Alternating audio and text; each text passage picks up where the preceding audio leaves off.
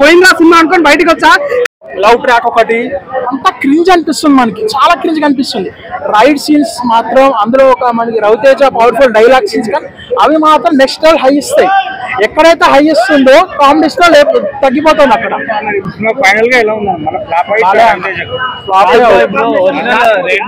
రవితేజ మళ్ళీ ఫ్లాప్ పట్టాడు. మంచి కంబ్యాక్ వచ్చి వెయిట్ చేస్తున్నాను నేనైతే. ఒరిజినల్ మూవీ దీనికి చాలా డిఫరెన్స్ ఉందంటే చాలా డిఫరెన్స్ ఉందన్న. అంటే మీకు ఇందా చెప్పాను, రైడ్ చేయడం, ఎంపీని రైడ్ చేయడం అని ఒక్కటే కాన్సెప్ట్, దాని చుట్టూ తీసిన కంప్లీట్ స్టోరీ అంతా completely different.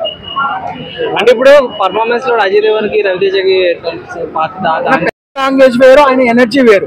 So Ravi Teja body language Ajay Devgn body compare చేయడం కరెక్ట్ కాదు, క్వశ్చన్ అడగడం కూడా కరెక్ట్ కాదు. ఎందుకంటే ఆయన బాడీ లాంగ్వేజ్ వేరు, ఆయన బాలీవుడ్ తగ్గట్టు ఇస్తాడు. మన బాలీవుడ్ రవితేజ ఎలా ఇస్తాం మనకు తెలుసు, దాని తగ్గట్టుగా రాసుకున్నారు స్టోరీని అయితే. Thank you so much.